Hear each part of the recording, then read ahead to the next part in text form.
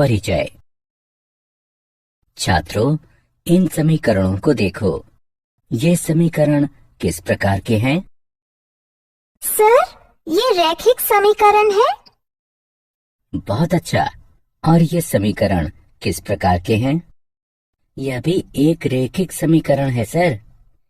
तुम सही हो राहुल, ये भी रैखिक समीकरण ही है, लेकिन इसमें दो चर हैं, अतः ये दो चरों वाला रैखिक समीकरण है। आज मैं तुम्हें दो चरों वाले रैखिक समीकरण युग्म के बारे में बताऊंगा। उद्देश्य।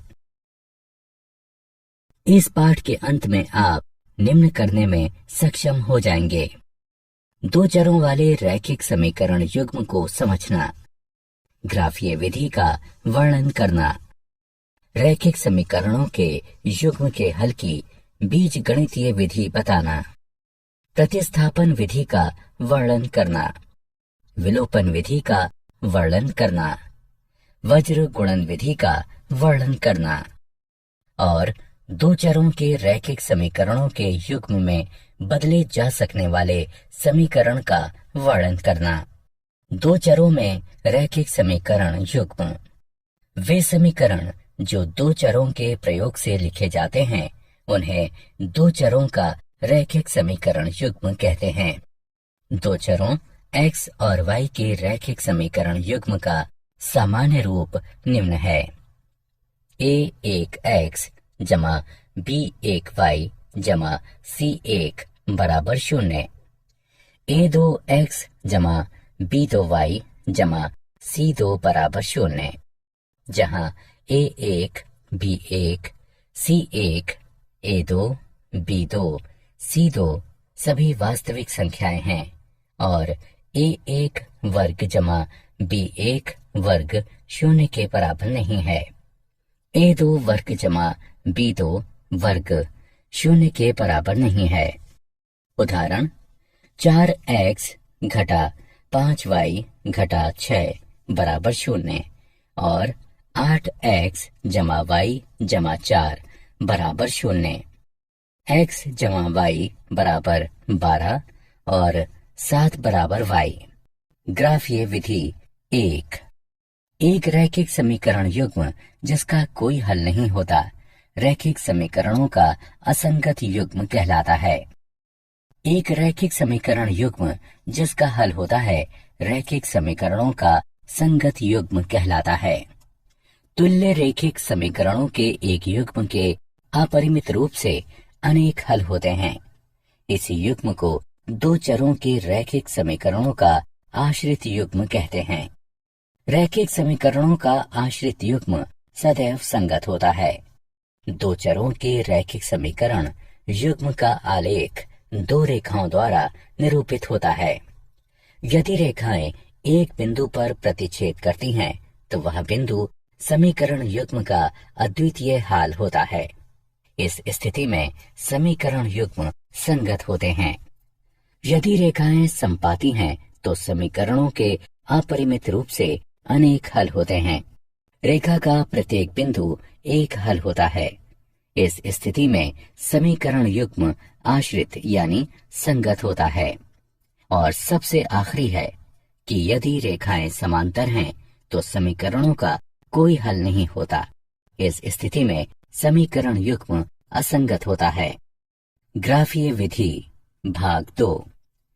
यदि रैखिक समीकरणों का युग्म a1 x जमा b1 y जमा c1 बराबर 0 और a2 x जमा b2 y जमा c2 बराबर 0 दिया है, तो निम्नलिखित स्थिति प्रस्तुत हो सकती है। 1. a1 बटे a2 बराबर नहीं है b1 बटे b2 के। इस स्थिति में रैखिक समीकरण युग्म संगत होता है। स्थिति 2, a1 बटे a2 बराबर है b1 बटे b2 बराबर नहीं है c1 बटे c2 के। इस स्थिति में रैखिक समीकरण युग्म असंगत होता है। स्थिति 3, a1 बटे a2 बराबर है b1 बटे b2 बराबर है C1/C2 के। इस स्थिति में रैखिक समीकरण युग्म संगत और आश्रित होता है। उदाहरण, इन अनुपातों की तुलना करने पर ज्ञात कीजिए कि यदि रेखाएं एक बिंदु पर प्रतिच्छेद करने वाले रैखिक समीकरण युग्म को निरूपित करती हैं तो वे समांतर होंगी या संपाती होंगी। 5x घटा 4y जमा 8 बराबर 0, 7x जमा 6y घटा 9 बराबर 0। पहले हम ज्ञात करेंगे A1/A2, B1/B2 और C1/C2, फिर उनकी तुलना करेंगे। अतः हमें निम्न हल प्राप्त होंगे। जैसा कि हम देख सकते हैं कि A1/A2 बराबर नहीं है B1/B2 के, अतः रेखाएं परस्पर प्रतिच्छेद करेंगी। एक रैखिक समीकरण युग्म को हल करने की बीजगणितीय विधि। जब रैखिक समीकरणों के हलों का निरूपित करने वाले बिंदुओं के निर्देशांक पूर्णांक न हो तो ग्राफीय विधि सुविधाजनक नहीं होती, अतः हम बीजगणितीय विधि का प्रयोग करते हैं। बीजगणितीय विधियां 3 प्रकार की होती हैं: प्रतिस्थापन विधि, विलोपन विधि और वज्र गुणन विधि। प्रतिस्थापन विधि। प्रतिस्थापन विधि में हम एक समीकरण जिसे आप चुनना चाहें उसको एक चर जिसे आप चुनना चाहें उसके लिए हल करके इसका मान दूसरे समीकरण में चयनित चर के मान के लिए प्रतिस्थापित कर देते हैं। फिर आप पहला समीकरण पुनः हल कर लेते हैं। आइए एक उदाहरण हल करें। x जमा y बराबर 20, x घटा y बराबर 10। चरण 1। आपके पास 2 समीकरण हैं।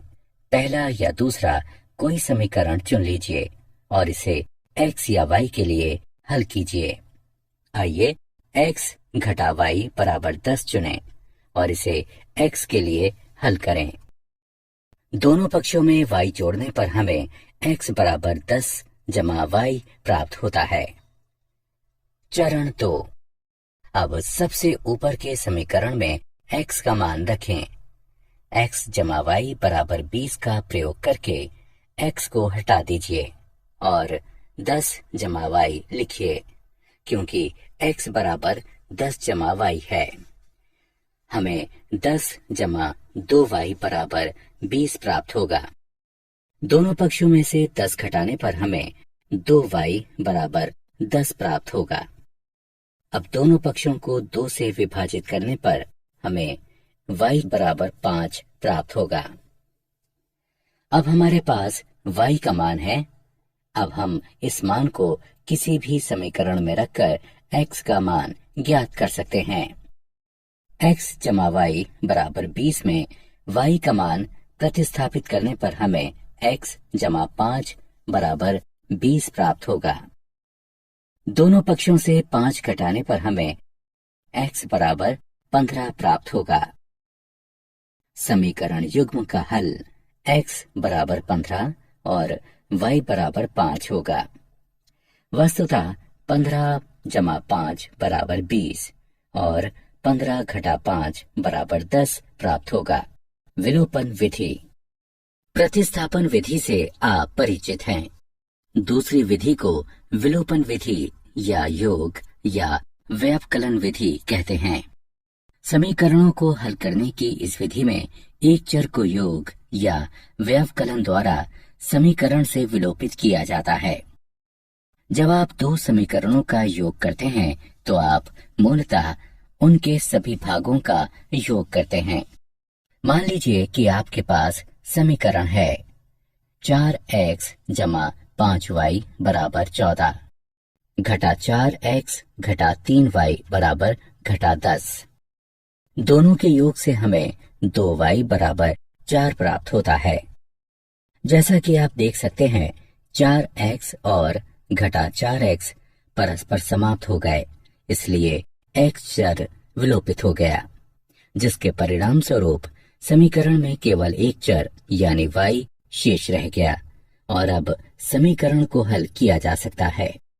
हल करने पर हमें y बराबर 2 प्राप्त होता है। अब आपके पास y का एक मान है, अतः आपको x के लिए एक मान ज्ञात करना है। इसके लिए किसी भी मूल समीकरण में y का मान प्रतिस्थापित कर दीजिए और x ज्ञात कर लीजिए। इस समीकरण में y का मान 2 प्रतिस्थापित करने पर हमें x का मान 1 प्राप्त होगा। इन दोनों समीकरणों के लिए आपका हल 1 और 2 है। वज्र गुणन विधि। मान लीजिए कि दो समीकरण इस प्रकार हैं। दो चरों x और y के रैखिक समीकरण युग्म हैं, जहां a1 बटे a2 बराबर नहीं है b1 बटे b2 के, यानी a1 b2 घटा a2 b1 बराबर नहीं है 0 के। तो इस समीकरण युग्म का एक अद्वितीय हल होता है जो निम्न प्रकार है। वज्र गुणन का उदाहरण। वज्र गुणन विधि से हल युग्म प्राप्त कीजिए। x जमा y बराबर 6, x घटा y बराबर घटा 2। हल। दिए गए समीकरण हैं x जमा y बराबर 6। इससे प्राप्त होता है x जमा y घटा 6 बराबर 0 और दूसरा है x घटा y बराबर घटा 2। इससे प्राप्त होता है x घटा y जमा 2 बराबर 0।